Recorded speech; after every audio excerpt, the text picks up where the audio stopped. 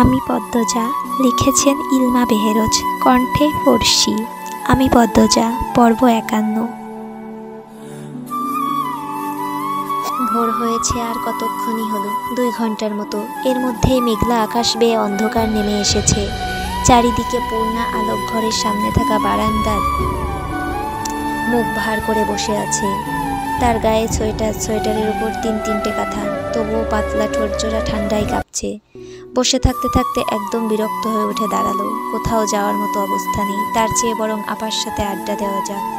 চৌকাঠে পা রাখতেই মৃদুলের কণ্ঠস্বর কানে এলো। ঘাড় ঘুরিয়ে তাকালো।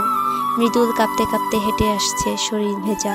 রানিয়াপা রানিয়াপা বলে ডাকছে, কিন্তু এখানে তো রানী নেই। মৃদুল বারান্দায় পা রেখেই পূর্ণার মুখটা দেখতে পেল, তার দিকে তাকিয়ে আছে। সঙ্গে সঙ্গে মৃদুলের কপালে ভাঁজ পড়ে। এই মেয়ের জন্যই তো এমন ঘটনা ঘটল, এখন ঠান্ডায় কাঁপতে হচ্ছে। সে দৃষ্টি সরিয়ে দূরে গিয়ে দাঁড়ালো। শার্ট খুলে দাড়িতে মেলে দিয়ে ডাকলো, কই রে রানিয়াপা, শীতে মইরা যাইতেছি, কাপড় নিয়ে আয়। ভেজা শরীর নিয়ে ঘরে কেমনে ঢুকবো? পূর্ণা কাঠখোট্টা গলায় বলল, রানিয়াপা এখানে নাই, উদয় চেঁচাচ্ছেন। মৃদুল পূর্ণার স্বরেই পাল্টা জবাব দিল, তোমারে কইছি আমার উত্তর দিতে, আমার ইচ্ছে হইলে আমি চেঁচাবো, তোমার ভালো না লাগলে কানে ভাত তোর ঢুকায়া রাখো। পূর্ণা দাঁতে দাঁত চেপে কিরমির করে তাকিয়ে থাকে। মৃদুল আর চোখে পূর্ণাকে দেখে, আবার চোখের দৃষ্টি সরিয়ে নেয়।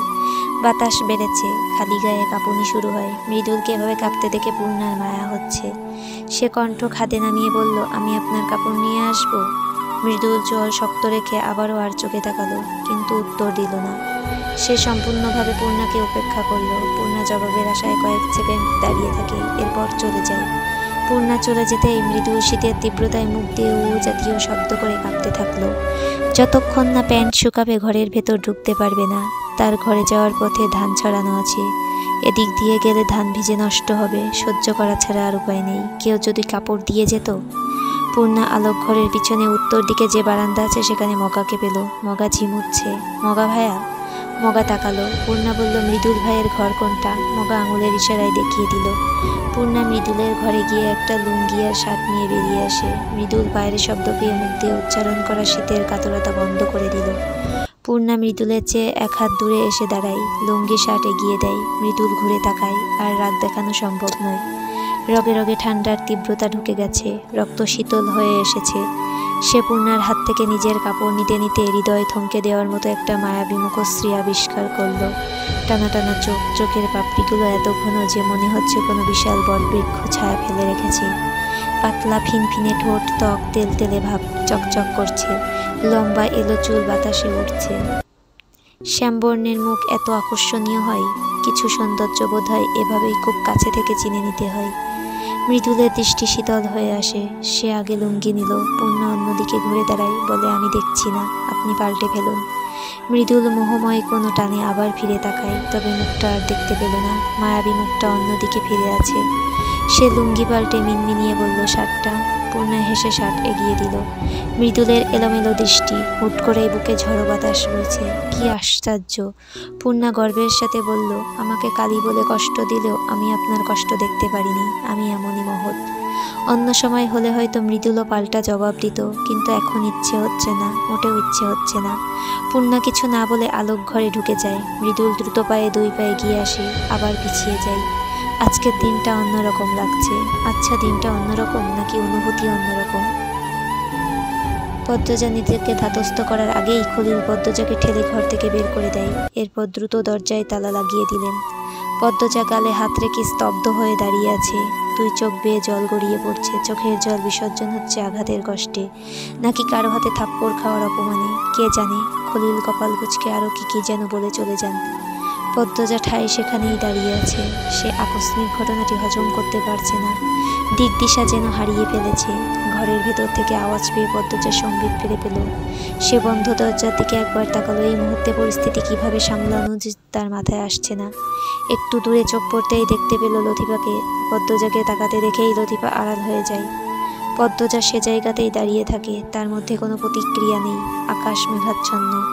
এই তীব্র শীতে আবার বৃষ্টি হবে নাকি? ভাবতে ভাবতেই গুড়ি গুড়ি বৃষ্টি নামে। পদ্মজার গা কেঁপে ওঠে ঠান্ডার তীব্রতায়। শাসা করে বাতাস বইছে, সুপারি গাছগুলো একবার ডানে দুলছে তো আরেকবার বামে। আলোক ঘরের পিছনের বারান্দায় মগা গায়ে কাঁথা মুড়িয়ে জুবুথুবু হয়ে বসে আছে। পদ্মজা শাড়ির আঁচল ভালো করে টেনে ধরে শীত থেকে বাঁচতে। আবহাওয়া অবস্থা ভালো না, তার মধ্যে বৃষ্টি আর বাতাস। সামান্য শাড়ির আঁচলে কি ঠান্ডার তীব্রতা আটকানো যায়? ইচ্ছে করছে না ঘরে যেতে। সে এদিক ওদিক চেয়ে দেখলো, শেষ কর্নারে একটা চেয়ার দেখতে পেল। চেয়ারটা আনার জন্য এগোই, তখন নাকে একটা বিশ্রী বোটকা গন্ধ আসে। পদ্মজার স্নায়ু সজাগ হয়ে ওঠে। যত এগোচ্ছে গন্ধটা তীব্র হচ্ছে। সে সাবধানে এক পা করে ফেলছে। এরই মধ্যে আমিরের চেঁচামেচি কানে আসে। পদ্মজা থমকে যায়, উল্টো ঘুরে বাইরে উকি দেয়। বাইরে ধস্তাধস্তি শুরু হয়েছে। সবার আগে চোখে পড়ে আমিরকে। পদ্মজা সব কিছু ভুলে ছুটে নেমে আসে নিস্তলায়। এরপর বাইরে আসে। আমির তার চাচাকে মারছে, যেভাবে পারে কিল ঘুষি দিচ্ছে।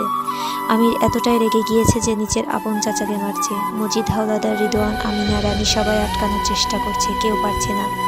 আমির খলিলকে ছেড়ে রিদওয়ানকে ধাক্কা মেরে কাদায় ফেলে দিল। আমিরের আচরণ উন্মাদের মতো। সে বিশ্রী গালিগালাজ করতে করতে রিদওয়ানের পেটে লাথি বসায়। রিদওয়ান কুকিয়ে উঠল। আমিনা আমিরকে কিল থাপ্পড় দিয়ে আঘাত করছেন, তাতেও কাজ হচ্ছে না।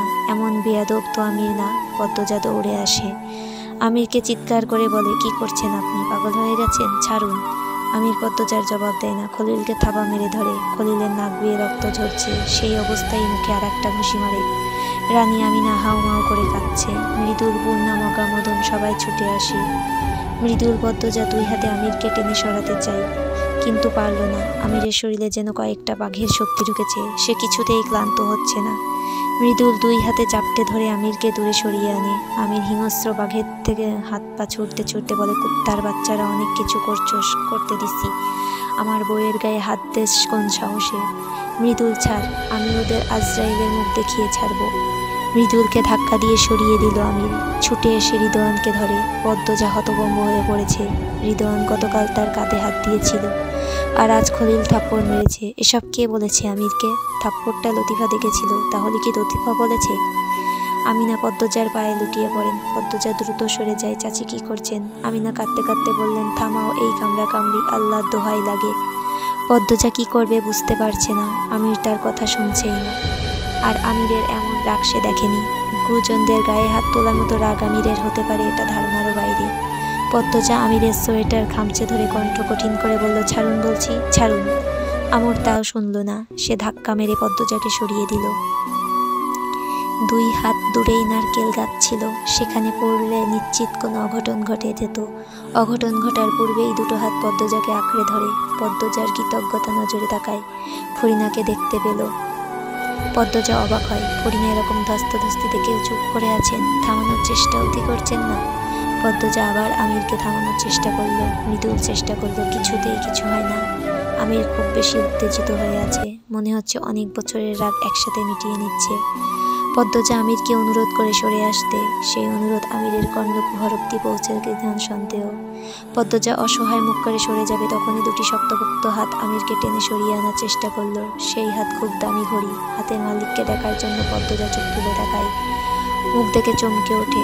দীর্ঘ সময় পর আবার সেই মানুষটির সাথে দেখা, যে মানুষটি তার প্রথম ভালোবাসা না হলেও প্রথম আবেগমাখা অনুভূতি ছিল। সে লিখন শাহ। পদ্মজা দূরে সরে দাঁড়ায়। মৃদুল, লিখন মিলে আমিরকে তুলে অনেকটা দূরে নিয়ে আসে। আমির ছটফট করছে ছোটার জন্য, অথচ ছুটতে পারছে না। ঘাড় ঘুরিয়ে লিখনকে দেখে সে স্থির হয়ে যায়। লিখন হেসে বলল, এবার থামুন, অনেক শক্তি ফুরিয়েছেন। আমির কিছু বলতে চাইল, তখনই রিদওয়ান সবার অগোচরে ইট দিয়ে আমিরের ঘাড়ে বাড়ি মারে। আমির আত্মনাদ করে বসে পড়ে। লিখন রিদওয়ানকে ধাক্কা মেরে সরিয়ে দেয়। পদ্মজা উৎকণ্ঠ হয়ে দৌড়ে আসে। আমিনা, রানী, খলিল এবং রিদওয়ানকে নিয়ে দ্রুত আলোক ঘরে চলে যায়। দরজা বন্ধ করে দেয়।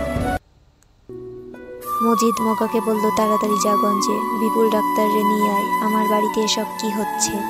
ফরিনা তখনও দূরে ঠায় দাঁড়িয়ে আছেন। এই ঘটনা তাকে বিন্দুমাত্র বিচলিত করেনি। যেন এই ঘটনার জন্য তিনি খুশি। কি চলছে তার মনে? চলবে। উপন্যাসের পরবর্তী পর্বগুলো পেতে চাইলে সাবস্ক্রিপশন করে পাশে থাকুন। গল্পগুলো ভালো লাগলে লাইক, কমেন্ট এবং শেয়ার করে পাশে থাকবেন। ধন্যবাদ।